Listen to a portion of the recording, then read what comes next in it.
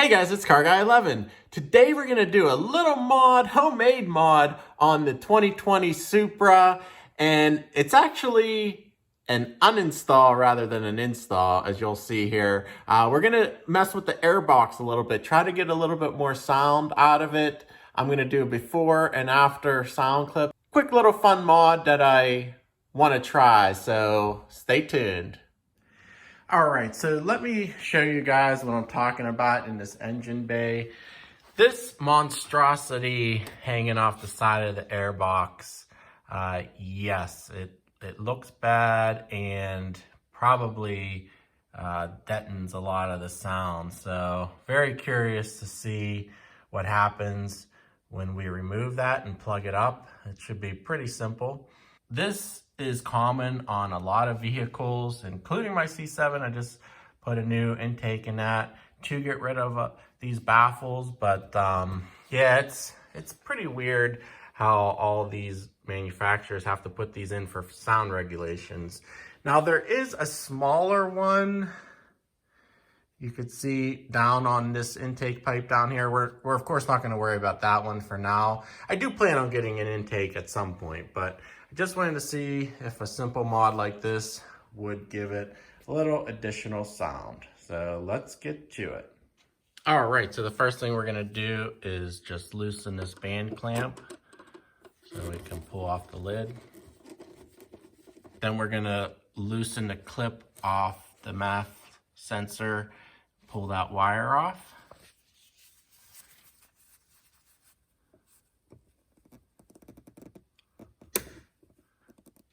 And then use a screwdriver to pry it over that little tab on the connector. There we go. Next, there are 4 clips holding on to the top of the Airbox. 1, 2, 1 in the back here.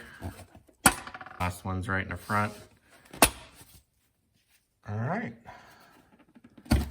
That lifts right up. Okay, and we're just gonna pry that rubber hose off. It's a little bit hard to do with one hand here. There we go. And pull the lid off. Wow, and now that it's out, that box is actually bigger than it looks from the top. Look how big that is. We might get some weight savings here too. So there are 2 T20 Torx bolts to get off. All right, now with the bolts removed, there is a little tab on top.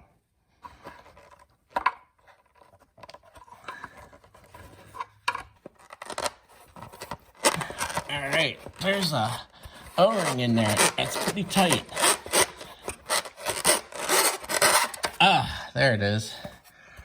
And there's that O-ring. So that's what was holding it on. It's pretty large. Probably weighs a pound or so too.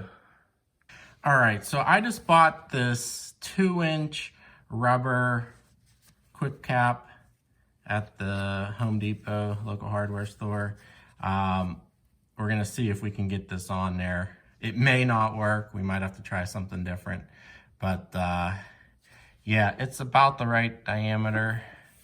It just has this lip at the bottom here, which might be a tight squeeze. So I'm gonna just try to squeeze that on. All right, I took the band clamp off of it. We're gonna see if we can slide this in there.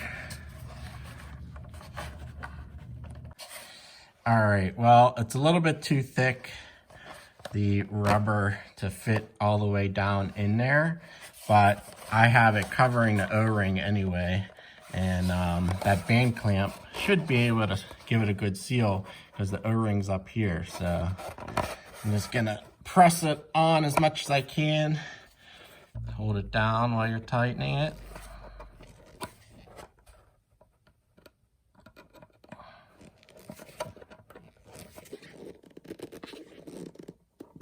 All right, I think that's pretty good. Maybe you guys could come up with something better. There's a O-ring in there anyway on the outside. But this piece was 1 pound. I did weigh it, so we're saving a pound in the front, which is better than nothing. So yeah, so let's give it a shot, put it back in the car and see if it makes a sound difference. So having a look under the filter now, I noticed there's this foam pad. I believe it's there for sound as well. There's the cooled air intake coming from the grill, but there's no grill on the outside that I could see where it actually goes in at. Might be behind the headlight. But yeah, I think I'm just gonna remove that. There's these little round clips that can just pull that off and save this piece. So just using some needle nose to pry those prongs up. Got all the clips. Now this should pull right out.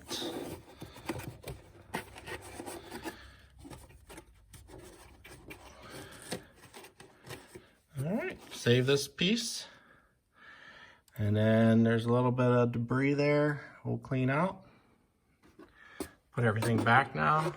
The filter does have BMW on it, but it's in good condition still. Just over 5,000 miles. Let's get the cap. All right, there you go. As you can see, all this empty space now in the engine bay. This is the heat shield, we'll leave it there. But yeah, it gives you all kinds of room. The turbos just under there, downpipe just there. Maybe I could even trim this rubber underneath, get it fit a little bit better, but I just, for prototype phase anyway, just put it on there. I will put a link below if I find this on Amazon, but yeah, pretty easy, pretty simple. Took out that foam piece inside and that monstrosity outside. So let's go take it for a ride, see if there's any change. Lugging it in 6th gear at just over 1,000 RPM.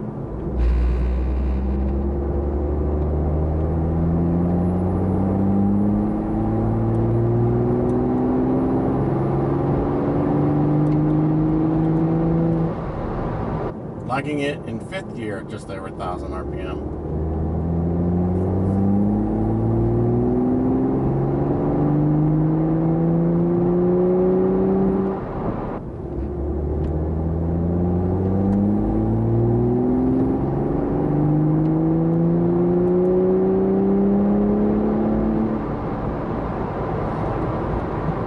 Yeah, you hear a little bit more of the turbo spool, the whistle.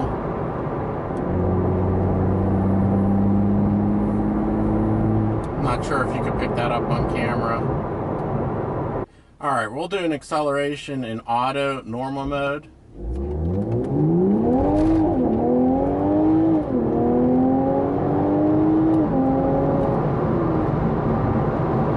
I'm gonna try opening the windows.